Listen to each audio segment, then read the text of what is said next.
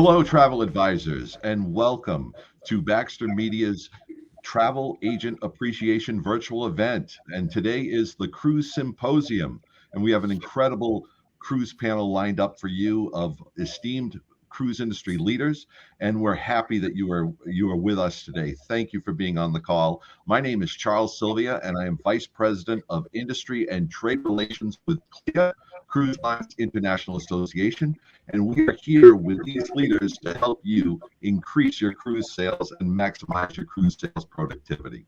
So without further ado, I would like to give our panelists the opportunity to introduce themselves, starting with Carol Heron. Carol, welcome.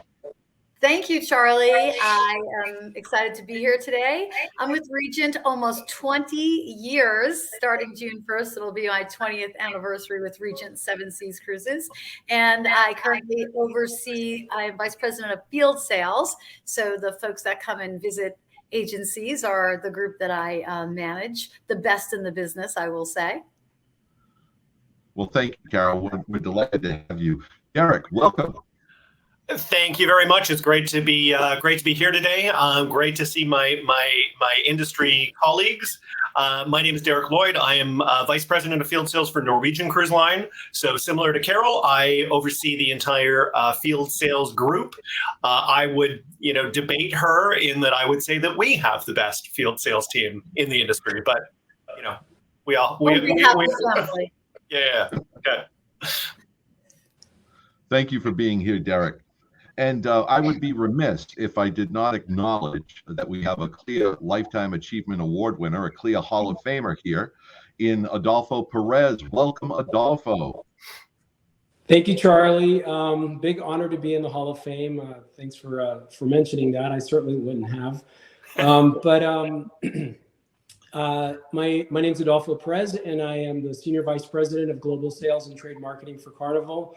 I have the U.S. sales in Canada, as well as international, and our Australia operation, where we have 2 ships stationed, sailing out of Australia, mostly geared to the Australian market, but definitely want Americans to go on our Australian product out of Australia.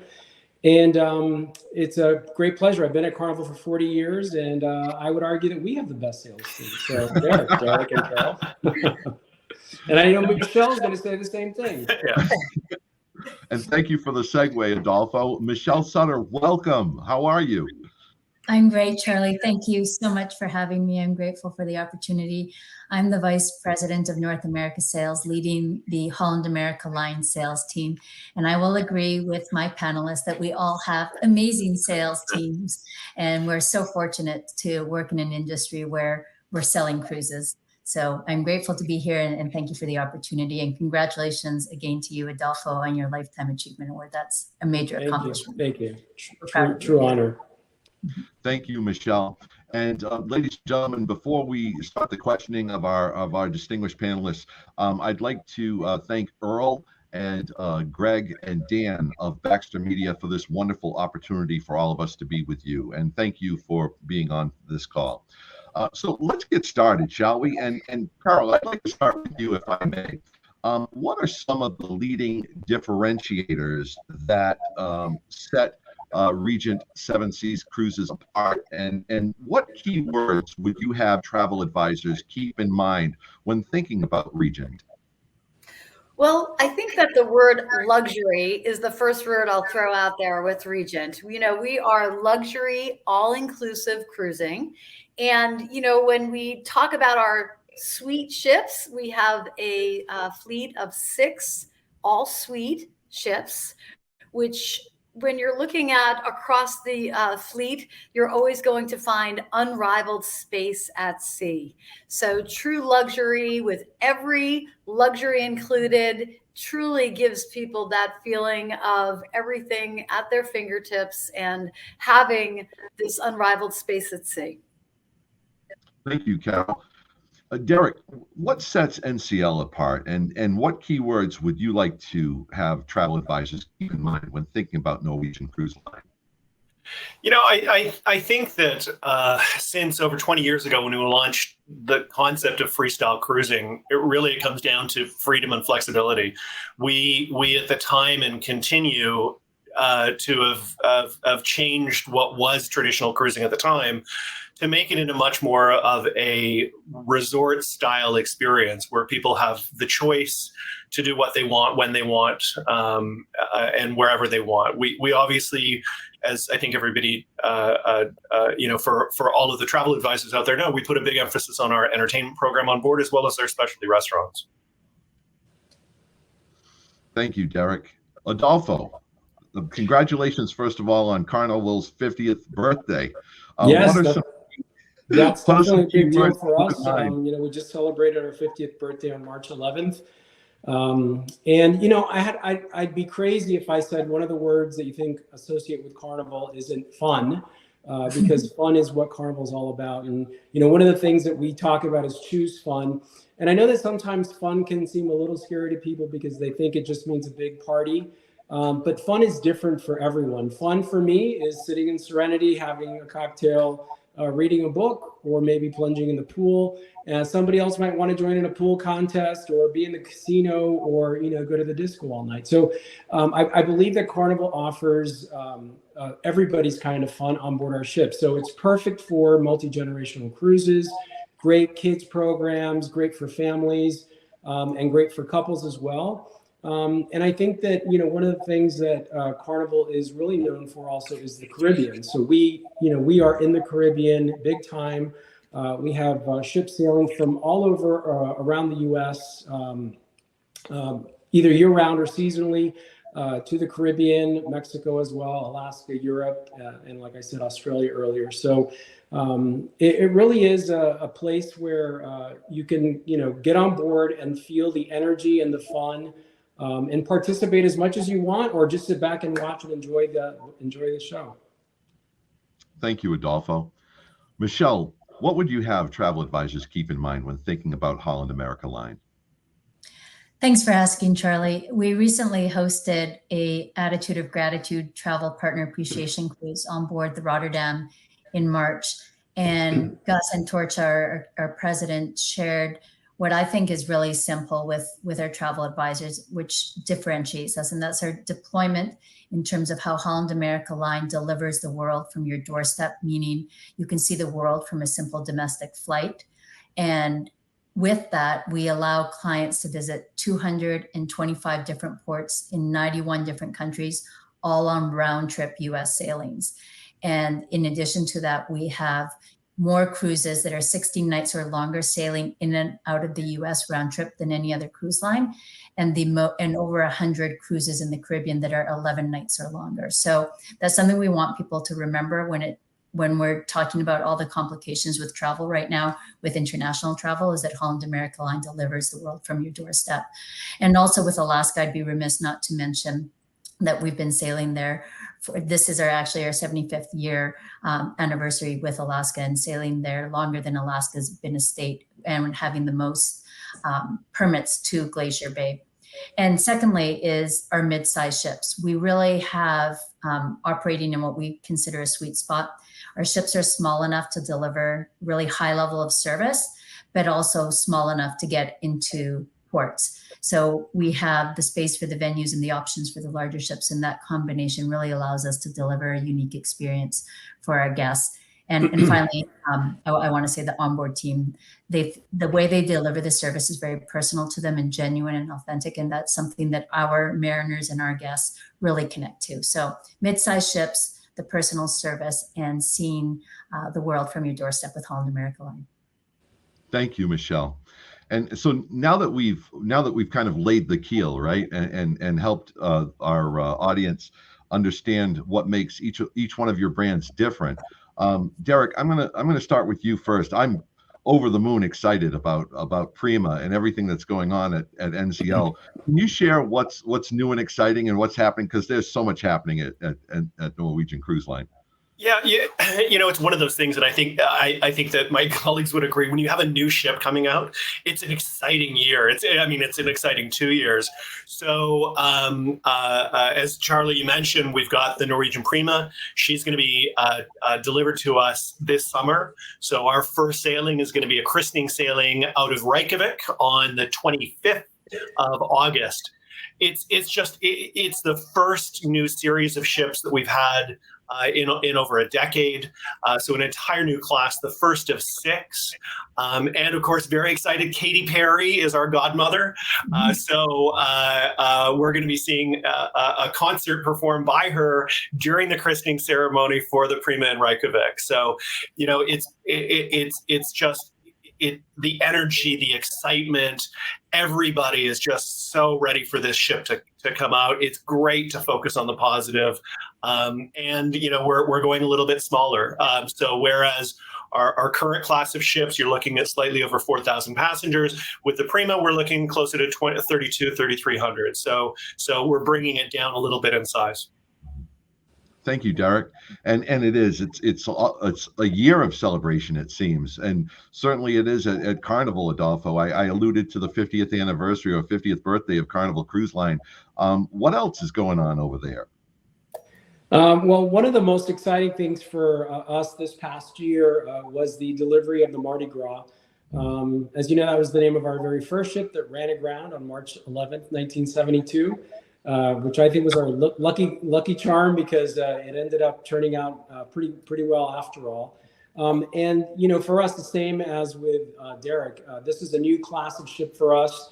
When you look at the previous classes of ship, even going back to the Tropical, Holiday class, Destiny class, other than Spirit class, you kind of got the same feel on the subsequent classes of those ships. So Breeze, the Dream class, Vista class, although they were bigger, wider, had a lot more bells and whistles on board, you pretty much knew if you were on the Vista, you'd kind of know where you were on a Conquest class ship. So I think that with the Mardi Gras, we completely turned that upside down. And this ship, and Charlie, if I'm not mistaken, you were on board. This ship is just completely different than any of our other ships. In such a great way. Not only is it our largest ship, but it's got so many amazing spaces. It feels like a cruise ship, a big cruise ship, but it still feels like a cruise ship because there's a lot of like nooks and crannies and little tiny places that you can go and kind of hide away. And I have to tell you, the food options that we have on board the ship have been amazing, as well as the entertainment. We not only have the main showroom, we also have the atrium where we do suspended acrobatics and a bunch of different shows, including like a full-on Family Feud show. And of course, we can't forget the fact that the Mardi Gras has the first ever roller coaster on board. And I'd also be, remiss if I didn't say that, one of the things that Carnival has embarked on very seriously is being environmentally conscious. And I'm really proud that the Mardi Gras is the first cruise ship in North America with liquefied natural gas, which is the cleanest burning fossil fuel. We've done a lot with food disposal. We have food digesters. Don't even ask me what that is, but people used to do this by hand. On board the entire fleet now. And we have been working hard at reducing single-use plastics and have pretty ambitious goals over the next few years to continue to strive to be a good steward of our environment. Thank you, Adolfo. And Michelle, it's funny. It occurs to me that I have been sailing Holland America Line for 27 years.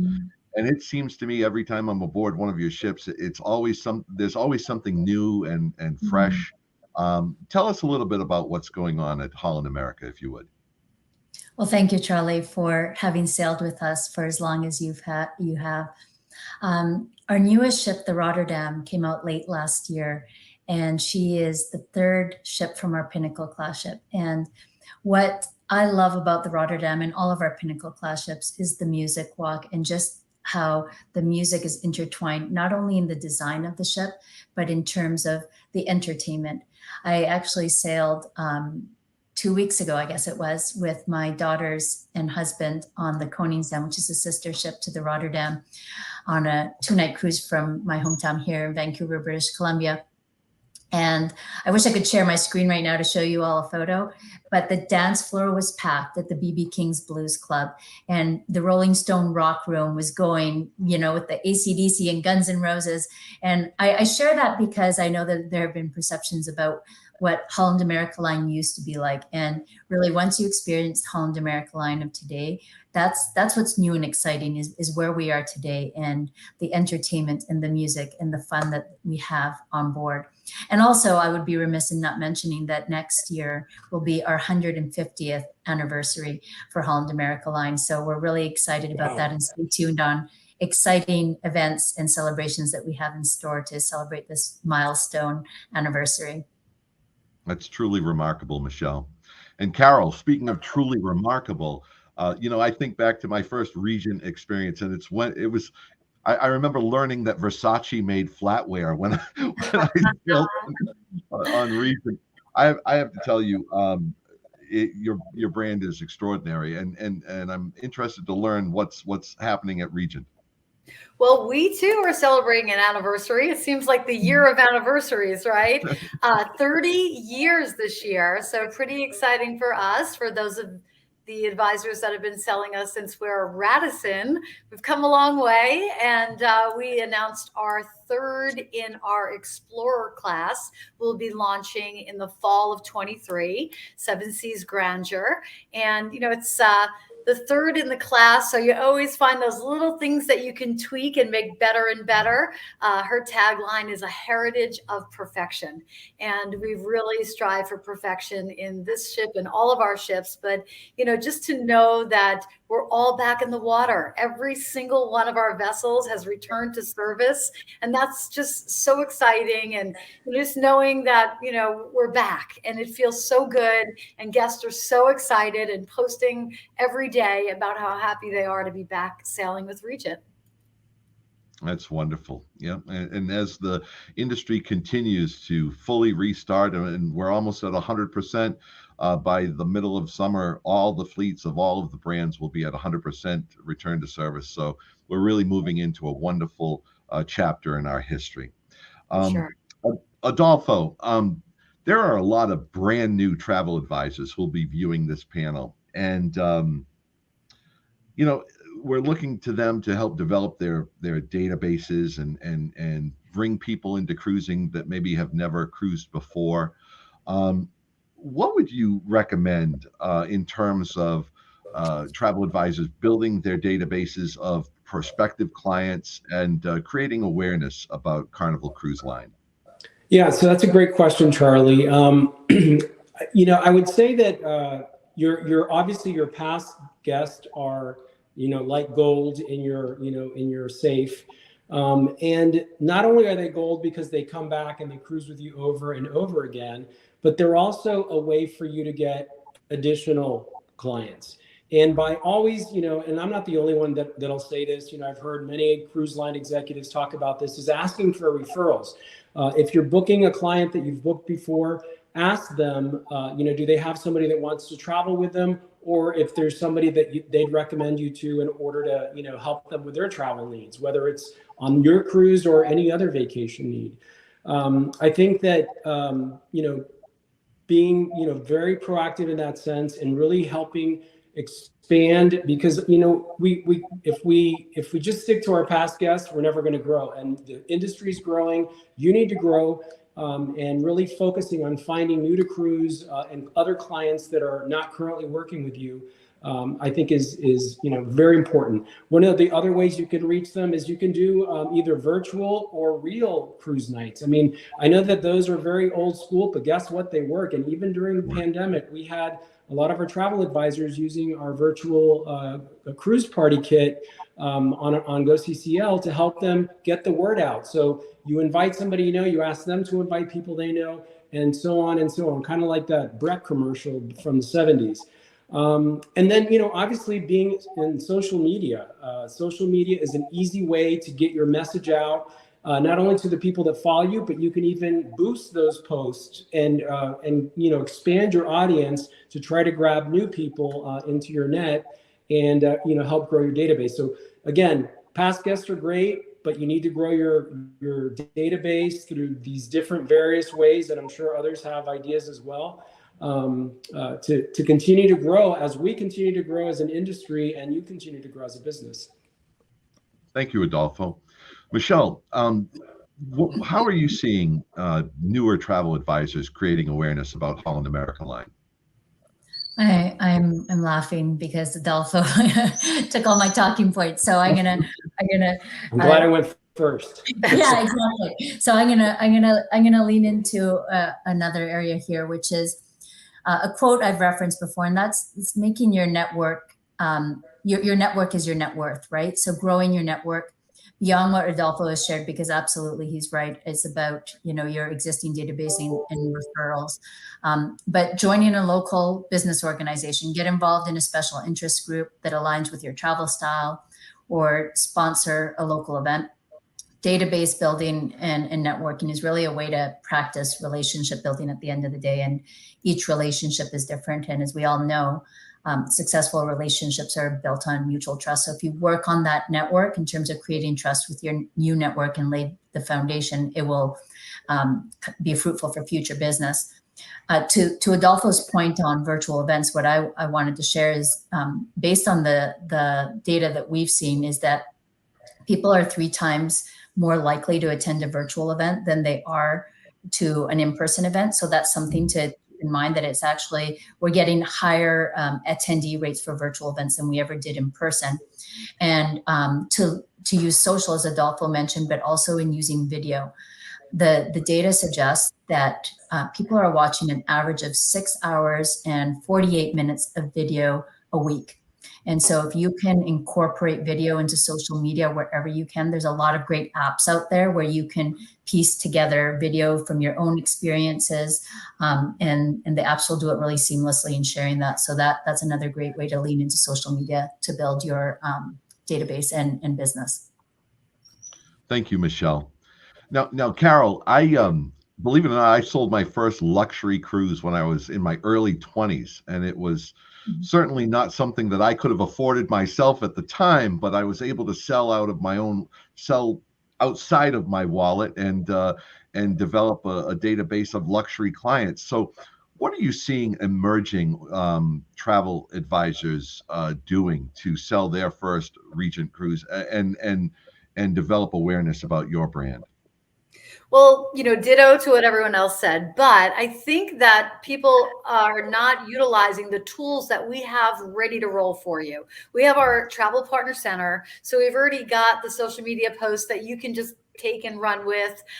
We have our Regent experience, which is, probably similar to what you guys are talking about, your cruise night kit. We are putting this all together. We actually have a prospecting section of our Marketing Central. That's where all the marketing is for our travel advisors, that you can just follow along. We tell you when to post, what to email, who to email. And it really does help a first-time advisor to navigate what, where, when. So it's there. We just need you to sign up for our Travel Partner Center.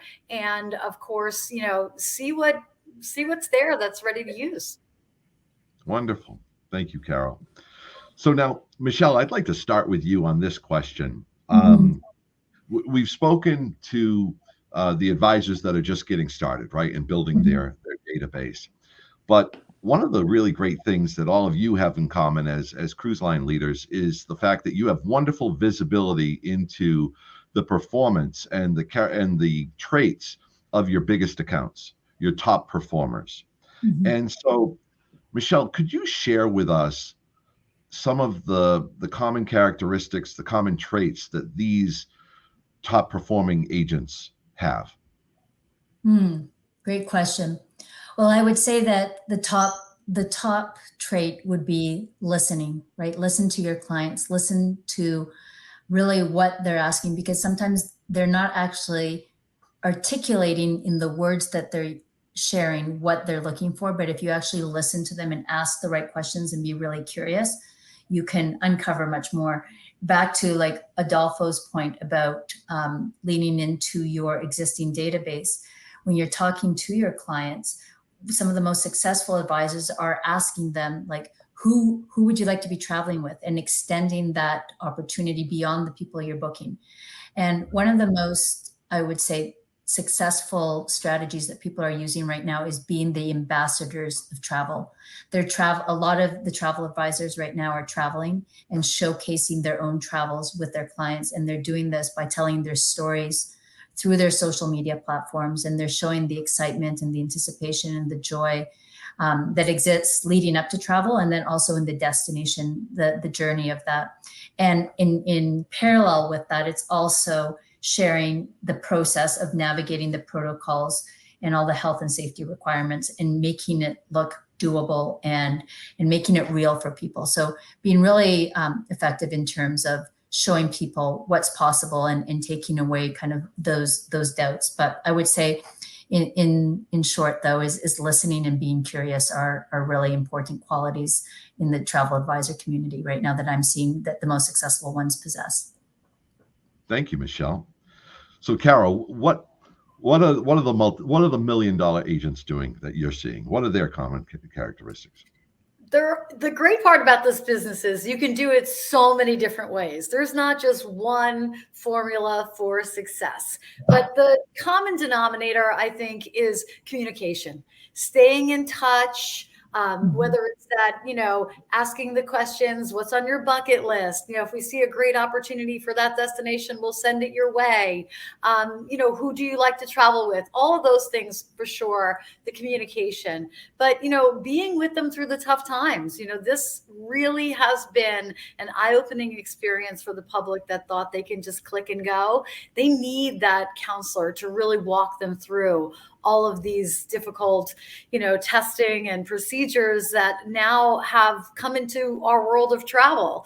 So being not only a consultant, a psychiatrist, a friend, these are all the qualities that I think advisors need at this moment in time. They've never been more valuable. And I also think, it's just that one, pick up the phone, bon voyage and welcome home go a long way with a lot of people who really feel you care. You want to hear from them. You want to hear their opinion. And that's how the relationship really starts to form. Thank you, Carol. Derek, what are the top guns doing that are selling NCL? One of the things that we're really seeing right now, and it sort of goes to what Michelle was talking about in terms of experience in the product, is we're seeing a huge increase in the number of escorted groups. And I think that sometimes, especially somebody new to the industry, there's almost an intimidation of, I'm not sure about it. But a group does not have to be 200 people. A group can simply be your own network, your own connections, because there's still some trepidation from people that are out there. They're not sure about the protocols. They're not sure about where to go. So we're finding that some of the really successful advisors out there are picking a destination that they want to go to, because it is way easier selling a destination that gets you excited, and then talking about it with friends, with family, with networks, etc., and getting a small group together, because there's a certain comfort level knowing everybody is traveling together. Everybody is going to be subject to the same health and safety standards and testing and all of the stuff that we need to work with these days. And so, and also I think that that's really where our travel advisors have got the value, is they've got those local connections. They've got those local networks to deal with. They're not an 800 number with some nameless person on the phone on the other side. They're somebody potentially in the community, somebody who has similar interests. And so we're seeing really, really good success on that into 23 and even 24 at this point. Thank you, Derek.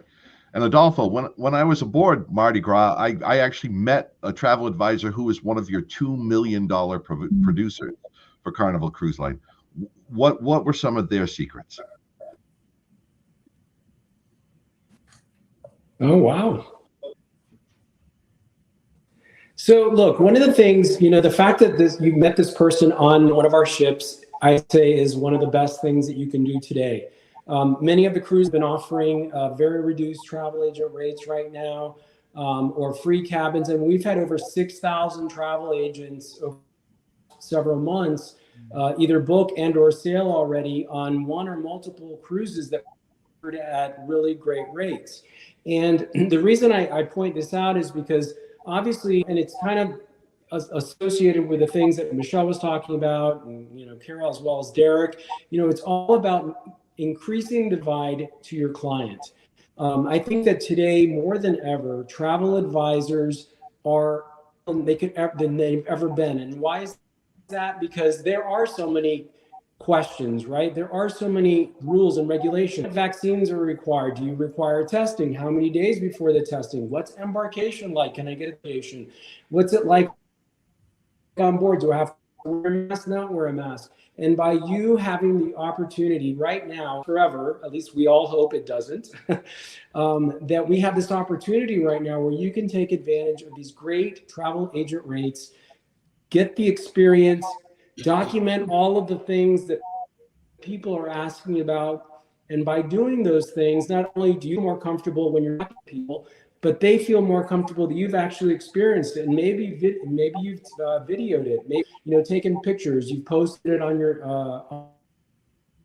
your social media sites, or part of a letter that you're sending out. Hey, I went on a cruise, or happening on a cruise ship. It still feels like a cruise, and these are the simple things that you have to go through in order to go on one. So it really is, take this opportunity now to get the experience and to document those things so even more valuable than you've ever been to a client. Thank you, Adolfo.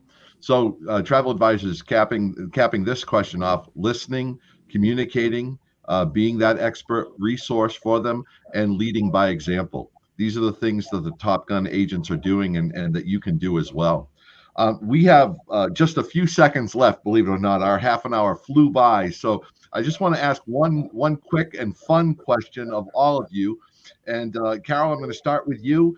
If you were to swap your current role for any shipboard role at Regent, what position would you choose? Hands down, I would love to be a bartender. They always are the ones having the most fun on the ship. So put me down for bartender. Fantastic, Carol. I like your style. How about you, Derek? Not far off of Carol. I'd take it to the next step though and say the sommelier, because basically their entire job is tasting wine and then recommending it to people and then tasting it again. So yeah, absolutely. Thank you, Derek. And Adolfo, I think you've worked aboard ship, haven't you? I like that. And we might have a connectivity issue. No, I've been on a ship. I've worked at the port. Yes.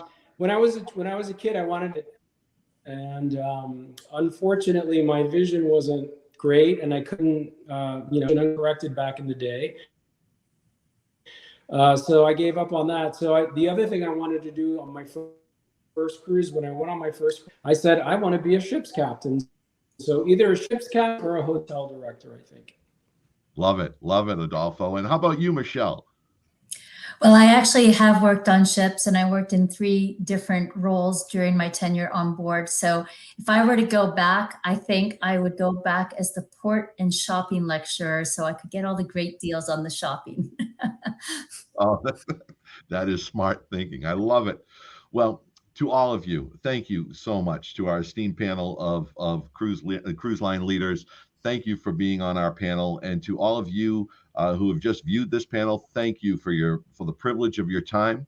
And again, thanks to Earl and Greg and Dan at Baxter Media. And on behalf of the entire cruise panel, this is Charles Sylvia with CLIA signing off. Thank you very much, ladies and gentlemen.